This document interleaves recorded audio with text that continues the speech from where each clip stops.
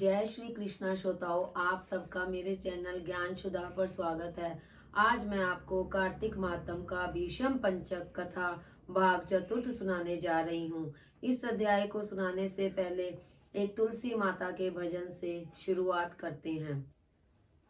बूटा तुलसी दा वेड़े विच लाई रख दी, बूटा तुलसी दा वेड़े विच लाई रख दी।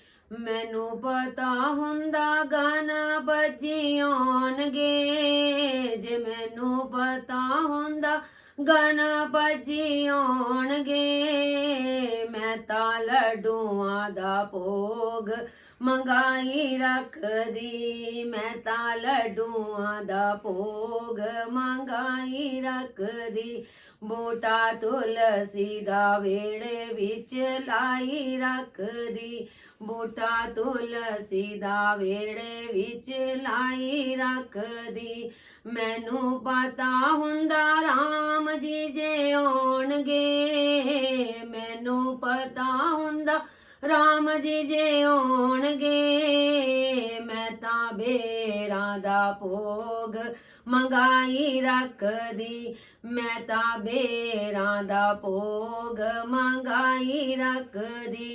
बूटा तुलसी दा वेड़े विच लाई रख दी, बूटा तुलसी दा वेड़े विच लाई रख दी। मैनू पता हुंदा शेरां वाली आऊगी, जे मैनू पता हुंदा शेरां वाली आऊगी।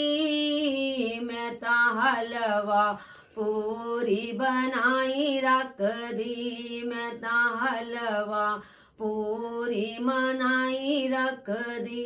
बूटा तुलसी दा वेड़े विच लाई रख दी, बूटा तुलसी दा वेड़े विच लाई रख दी। मैनू पता हुंदा शाम वेड़े आउणगे, मैनू पता हुंदा शाम वेड़े आउणगे।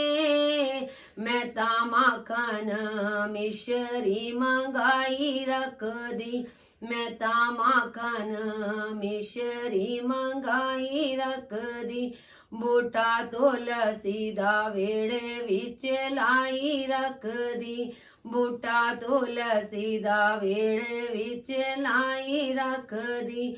मैनू पता हुंदा भोले बाबा आउणगे, जे मैनू पता हुंदा भोले बाबा आउणगे।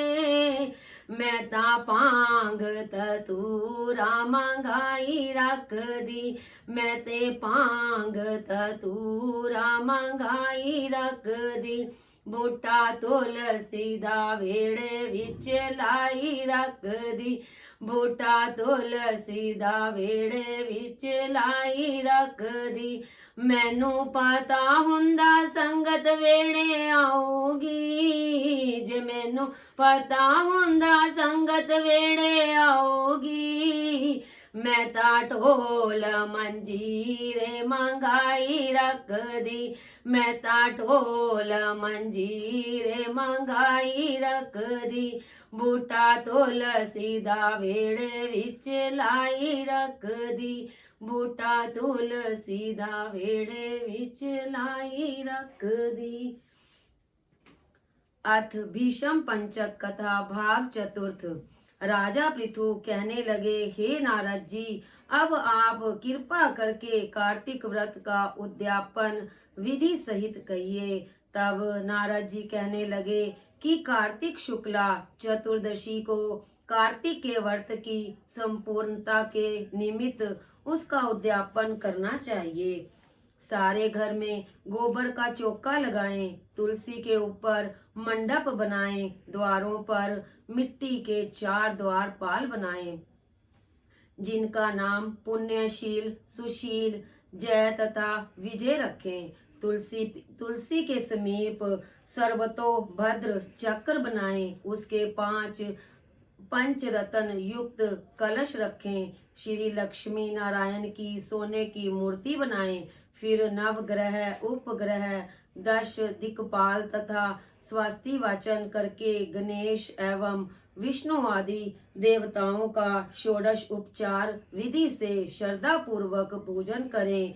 भगवान को सुंदर पीले रंग के रेशमी वस्त्र पहनाएं, फिर शैया दान करें, ब्राह्मणों को भोजन कराएं, गौ की पूजा करके गोदान करें, एक ब्राह्मण को सपत्नीक भोजन कराएं, दोनों को वस्त्राभूषण पात्र तथा दक्षिणा देकर संतुष्ट करें, फिर चरण स्पर्श करके उनका आशीर्वाद ग्रहण करें। यह सब विधि पूर्वक तथा श्रद्धा सहित करने वाले को सभी व्रतों का पूर्ण फल प्राप्त होता है।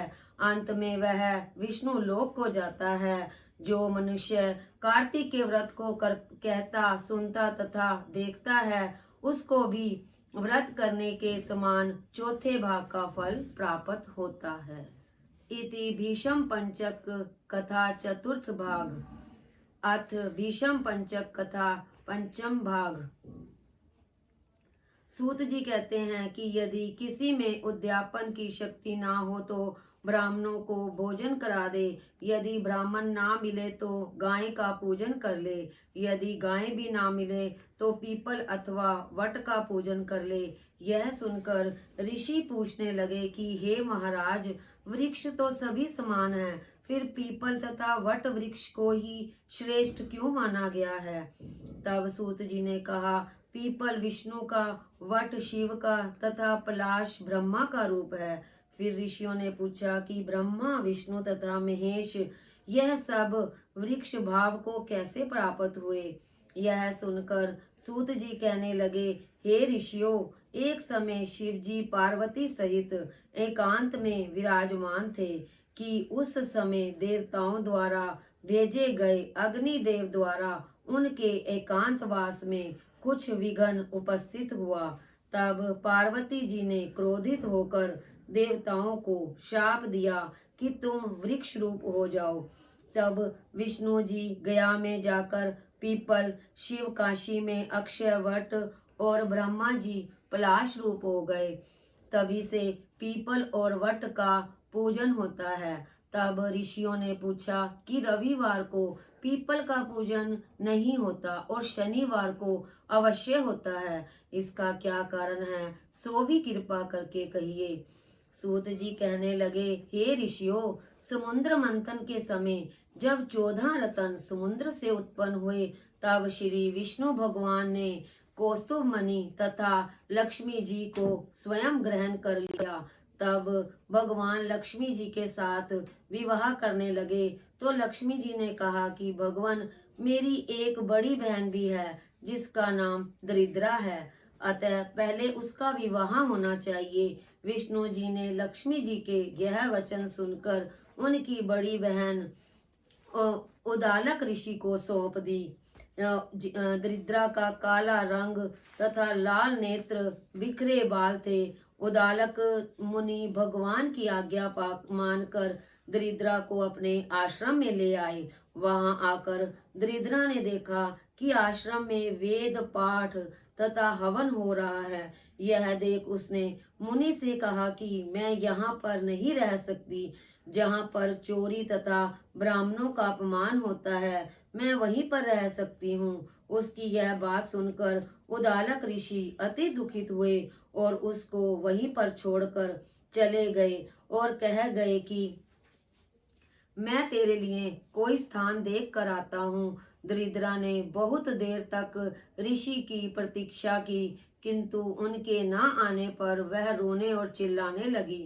तब लक्ष्मी जी ने भगवान से कहा कि हे भगवान, बहन दरिद्रा ऋषि द्वारा त्याग दिए जाने से अत्यंत दुखी होकर रो रही है, अतः पहले आप उसे जाकर शांत कीजिए। तब भगवान लक्ष्मी जी सहित वहां पर आए और कहने लगे कि तुम पीपल में निवास करो, पीपल हमारा ही अंश है। जो कोई कार्तिक सुदी पूर्णमासी को पीपल का पूजन करेगा तुमको ही प्राप्त होगा और उसके यहाँ लक्ष्मी का वास होगा। जो शनिवार को तुम्हारा पूजन करेगा और सूत लपेटेगा, उसके समस्त मनोरथ सिद्ध होंगे। परंतु दूसरे दिन अर्थात रविवार को जो तुम्हारा स्पर्श करेगा वह दरिद्री हो जाएगा। इतना कहकर भगवान अंतर ध्यान हो गए। सूत जी कहते हैं, जो कोई इस कथा को कहता या सुनता है उसको प्रयाग तथा बद्रिकाश्रम तीर्थ जैसा फल प्राप्त होता है। इति भीष्म पंचक कथा पंचम भाग। बोलो विष्णु भगवान की जय, बोलो तुलसी मैया की जय, बोलो कार्तिक महात्म की जय।